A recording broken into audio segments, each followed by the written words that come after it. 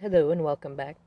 Kind of laughing the time that this video is starting at is 9:11 p.m., right?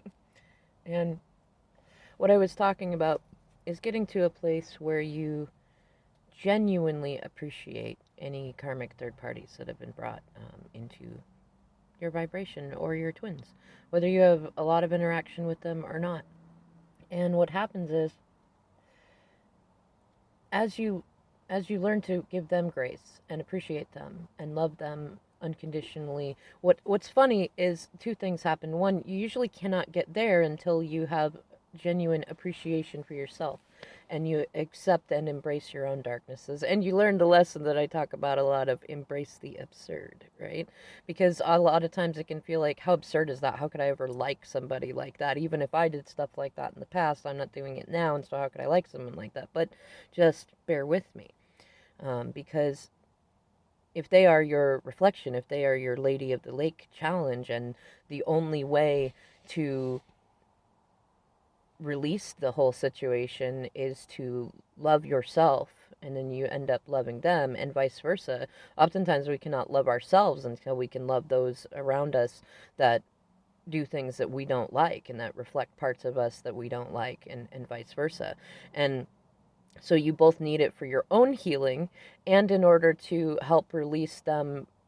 Well, I was going to say release your twin from them, but also to release them from your twin, and vice versa. They need to do that with you. And oftentimes, karmics who come in are not like when we're doing our healing, we're often the highest vibration in the dynamic, and so it's up to us to change the cycles, the spiral cycles. And one of the ways to start doing that is to start having genuine gratitude for any karmics and third parties on your side and your twin side. And when you start to do that, you start to see something funny happen. And you might even notice, like some of you notice, that especially in the beginning, when they're enticing your twin, they might be imitating you or going off of, they might be watching you, stalking you, lurking, or going off of what your twin tells them about you, good and bad. And like that, even if your twin is in a place of they're only talking crap, like just the act of doing that tells the karmic how to act in the opposite way to get to win the affections of them. But on the other side, if your twin is saying good things about you, then they might imitate that too. And oftentimes in that early situation, they're they're not being genuine. That's the hard part about it. They're not being genuine, so it's hard to keep it up, and then it creates a dynamic to where the other person, at least on a subconscious level, recognizes there's something deceptive going on. You don't really know what, but there's something there.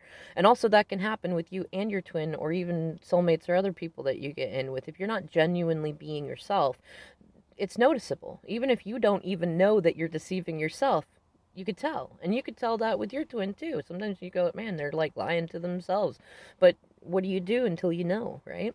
But when you start to do that, you start to really appreciate everybody involved, they start to reflect that, because that's a much higher vibration. And so what once may have been an imitation to get into a codependent situation, or maybe they were gold digging, or something along those lines, then becomes a genuine decision to start trying to practice being, what the divine person is being. If you're a divine feminine or masculine, and you've been genuinely working on your healing, and you're glowing up, and the community is appreciating you, and you're finding your soul tribe, and you're doing your work, and you're being kind, and you're not like playing into drama, at least not too much, and you're doing well, a lot of times you end up being the example both for your twin and any karmics involved, and other people too. I mean, that oftentimes can be a part of your mission, which gets talked about when, in twin flame journeys. And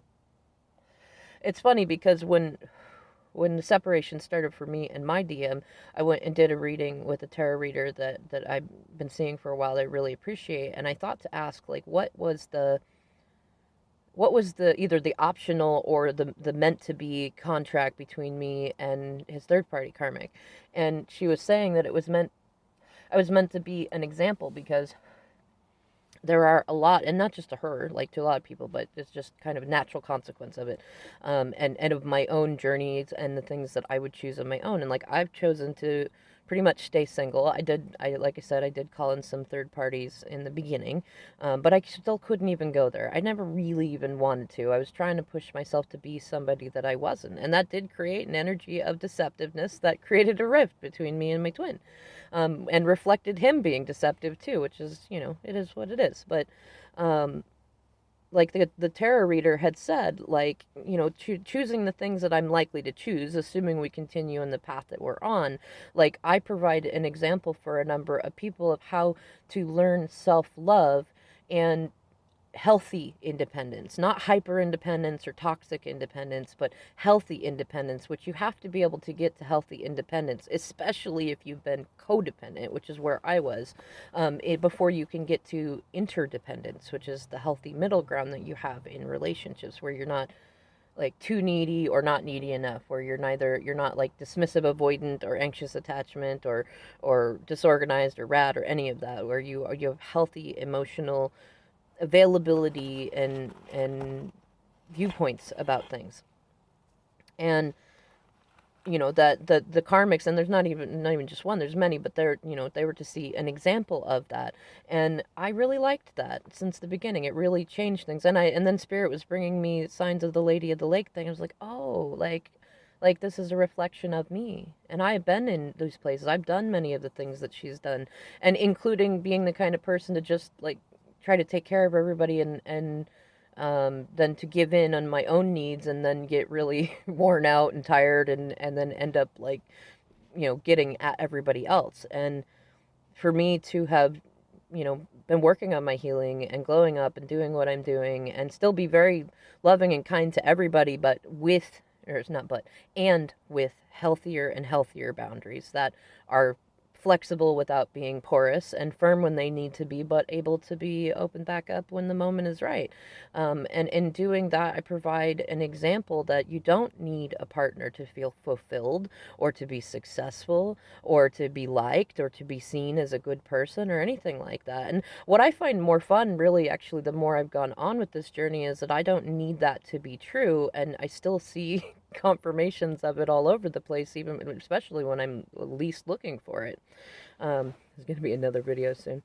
Actually, you know what? I think I'll end this here, but just really get to a place to where you can be grateful. It really, even if nothing changes, maybe even if you find out that the person you thought was your twin or DM or DF is not them, it is so healing to get to a place where, you can genuinely pray for and appreciate